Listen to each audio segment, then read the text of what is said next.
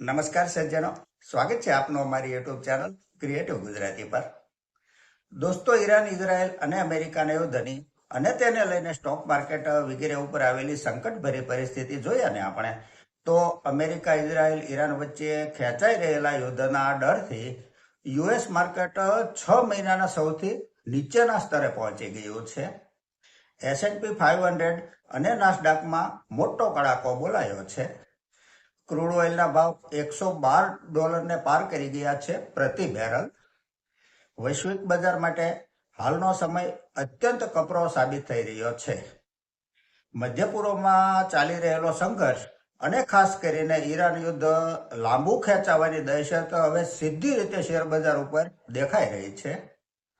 આ વધતી ચિંતાઓના કારણે અમેરિકાના પ્રમુખ ઇક્વિટી બેન્ચમાર્ક ઇન્ડેક્સ સપ્ટેમ્બર મહિના પછીના તેમના સૌથી નીચલા સ્તરે ગગડીને પહોંચી ગયા છે. રોકાણકારોમાં એક પ્રકારનો ગભરાટ ફેલાયો છે અને વર્ષ 2026ના આર્થિક અનુમાનો પર પણ આ યુદ્ધની નકારાત્મક અસર પડતી જોવા મળી રહી છે. શુક્રવારનો દિવસ અમેરિકન માર્કેટ માટે નિરાશાજનક રહ્યો. બજાર બંધ થવા સમયે મોટા ઇન્ડેક્સ લાલ નિશાનમાં જ બંધ થયા હતા. S&P 500 આ મહત્વનો ઇન્ડેક્સ 0.5% ઘટાડા સાથે બંધ થયો હતો. નાસ્ડેક 100 ટેકનોલોજી કંપનીઓથી ભરેલા આ ઇન્ડેક્સમાં 1.90%નો એક મોટો કડાકો નોંધાયો છે. આ ઘટાડામાં સૌથી મોટો ફાળો એનવીડિયા અને માઇક્રોન ટેકનોલોજીનો રહ્યો છે. અને પાછું માત્ર મોટી કંપનીઓ જ નહીં, પરંતુ નાની કંપનીઓની હાલત પણ ખૂબ જ ખરાબ જ છે. સ્મોલ કેપ કંપનીઓનો રસેલ 2000 ઇન્ડેક્સ શુક્રવારે 2% ડાઉન ગયો છે. જો આપણે જાન્યુઆરી મહિનાના તેના ઉચ્ચ શિખરેથી સરખામણી કરીએ ને, તો આ ઇન્ડેક્સ 10%થી પણ વધારે તૂટી ચૂક્યો છે, જે રોકાણકારો માટે એક ચિંતાનો વિષય છે. જ્યારે પણ યુદ્ધની સ્થિતિ સર્જાય છે, ત્યારે સૌથી પહેલી અસર ક્રૂડ ઓઇલ પર જોવા મળે છે અને તેલના ભાવમાં ભડકો થતો જોવા મળ્યો છે. બ્રેન્ટ ક્રૂડ ઓઇલ પ્રતિ બેરલ $112 પણ પાર કરી ગયું છે. ક્રૂડ ઓઇલ મોંઘું થવાથી ટ્રાન્સપોર્ટેશન અને સપ્લાય ચેન સૌથી મોંઘી થાય છે, જે છેવટે મોંઘવારી વધારે છે. અગાઉ એવી આશા હતી કે આ યુદ્ધ જલ્દી પૂર્ણ થઈ જશે, પરંતુ અમેરિકન રાષ્ટ્રપતિ ડોનાલ્ડ ટ્રમ્પ સાહેબે વ્હાઇટ હાઉસમાં પત્રકારોને આપેલા એક નિવેદનમાં બળતામાં પણ ઘી ઉમેરી દીધું છે. ટ્રમ્પે સ્પષ્ટ કહ્યું છે કે તેઓ ઈરાન સાથે હાલમાં કોઈ જ પ્રકારનો યુદ્ધ વિરામ ઈચ્છતા જ નથી. આ નિવેદન પછી યુદ્ધના વહેલા સમાધાનની તમામ આશાઓ પર પાણી ફરી વળ્યું છે.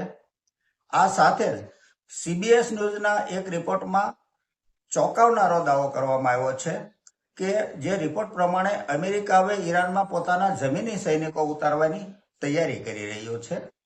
યુદ્ધ હવે તેના 3જા અઠવાડિયાને પૂરું કરી ચૂક્યું છે. અગાઉ ટ્રમ્પે જે 4 અઠવાડિયામાં આ યુદ્ધ પૂરું કરવાની સમય મર્યાદા આપી હતી, પરંતુ હવે એવું લાગી રહ્યું છે કે ખરેખર આ યુદ્ધ 4 અઠવાડિયામાં પૂરું થશે કે પછી આ સંઘર્ષ વર્ષ 2026 સુધી વૈશ્વિક અર્થતંત્રને બાનમાં લેશે. જોકે શુક્રવારના થયેલા બજારના કડાકામાં માત્ર યુદ્ધ જ નહીં, પણ એક મોટું ટેકનિકલ કારણ પણ જવાબદાર હતું, જેને શેરબજારની ભાષામાં ટ્રિપલ વિચિંગ કહેવામાં આવે છે. શુક્રવારે અલગ અલગ શેર, ઇન્ડેક્સ અને ETF સાથે જોડાયેલા લગભગ 5.70 ટ્રિલિયનના નોટેશનલ ઓપ્શન્સની એક્સપાયરી થઈ હતી. જ્યારે આટલા મોટા પાયે ડેરિવેટિવ્સ એક સાથે એક્સપાયર થાય છે, ત્યારે બજારમાં કિંમતમાં અચાનક અને ભયંકર ઉતાર ચઢાવ જોવા મળતા હોય છે. સિટીગ્રુપના ડેટા મુજબ વર્ષ 1996થી લઈને અત્યાર સુધીમાં શુક્રવારે થયેલી આ એક્સપાયરી માર્ચ મહિનાની અત્યાર સુધીની સૌથી મોટી એક્સપાયરી હતી. કોઈ પણ શેર અથવા ઇન્ડેક્સની હેલ્થ જાણવા માટે 200 ડે મૂવિંગ એવરેજનું ખૂબ જ મહત્વ લેવલ માનવામાં આવે છે અને યુએસ ઇક્વિટી બેન્ચમાર્ક તેની આ 200 ડે મૂવિંગ એવરેજની નીચે જઈને બંધ થયો છે. અને બજારનું આ લેવલથી નીચે જવું એ કોઈ સામાન્ય વાત નથી. તે એક બહુ મોટી ચિંતાનો વિષય છે. આ કોઈ એકાદ દિવસનો ઘટાડો નથી, પરંતુ આખી સિસ્ટમ નબળી પડી છે. આની અસર આવનારા ઘણા અઠવાડિયા સુધી બજારમાં જોવા મળી શકે છે. તો દોસ્તો, આજે આપણે જે અહીંયા ચર્ચા કરી છે તે હાલની વાસ્તવિક સ્થિતિની ચર્ચા કરી છે. આ સાથે આજની આ ચર્ચા અહીં પૂરી કરીએ છીએ.